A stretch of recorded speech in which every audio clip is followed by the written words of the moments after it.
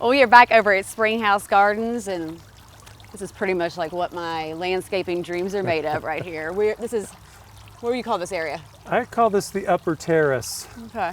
I call it Hydrangea land. It is Hydrangea land now. It so pretty. We were shooting in here a couple of months ago when we had all the shade annuals up here. Oh yeah, and the trees kept going in my hair. Yeah, we had lots of falling. But tell us about these, because these really caught my attention coming in. This is really a cool kind of unknown hydrangea. This is one that's actually called Tuff Stuff. And I was really thrilled with this about 4 or 5 years ago when it first came on the market.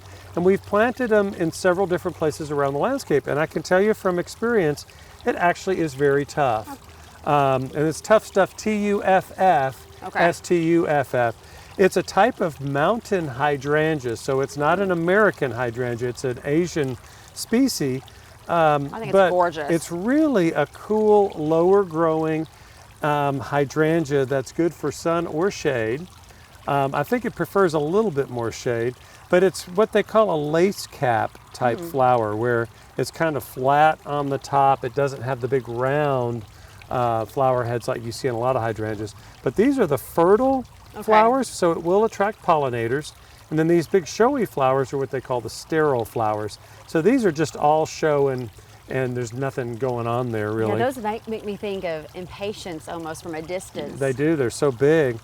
But this one is just the original Tuff Stuff. It's gonna get, these look really, really big right here. This is about as big as you're gonna expect in your landscape. That's nice. They do die back in some years. It can be when it gets really, really cold, but you cut them back and they'll come back and usually flower on the new and the old wood. So it's really kind of a nice, tough, easy to grow hydrangea, and you can adjust the flower colors on these by... the acidity in the soil? Right. So naturally here in Kentucky, these are going to go pink. If you want them to be more blue or purple, you have to add more acidity to the soil. And we can do that by pine? Is it pine needles that does You the use acidity? pine needles, peat moss, pine straw, but then you really have to fertilize with some muric acid or holly-tone, anything that's going to acidify that soil. And you've got to do that fairly regularly or they're just going to keep going to the pink side. What about this? Because I know this is a different color variety. This is a new one for us. This is called Tuff Stuff Red, and it really doesn't look very red to me.